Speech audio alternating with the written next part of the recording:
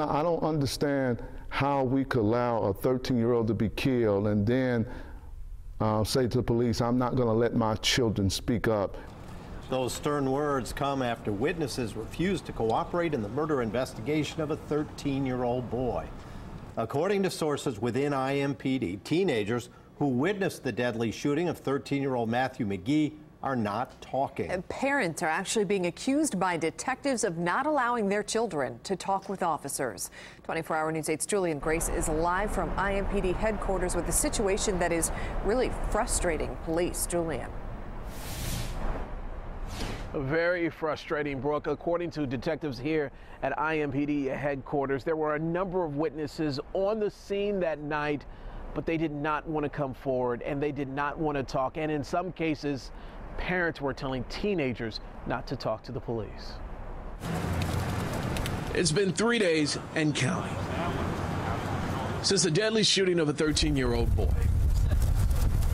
And with each day, there hasn't been so much as a peep on who pulled the trigger. Everybody has an obligation to come forward and give information to help bring people to justice. We're learning more about the investigation. No one is talking. And in some cases, sources within IMPD say parents are telling their kids to keep their mouths shut.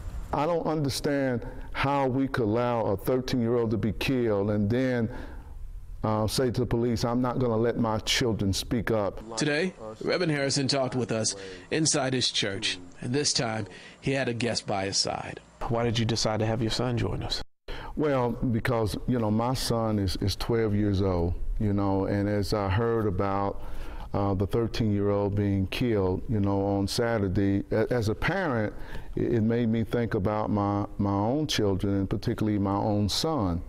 And as a parent, I cannot even fathom what I would be going through. This Tuesday afternoon, Harrison had a bold message for those parents urging kids not to speak up. I think they have a civic duty to the city and to that family to allow their children to tell police what happened so that that family can get justice and that family can have some closure. Harrison adds he's pushing for more answers that will help police solve the case.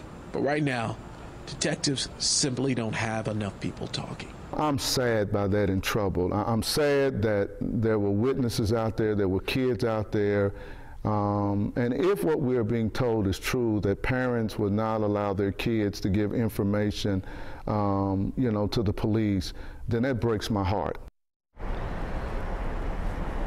Very disturbing information. Now, investigators here at headquarters, they want to remind the public that you can call Crime Stoppers. That number is 262-TIPS. Once again, 262-8477. As always, remember, your tip will remain anonymous. Now,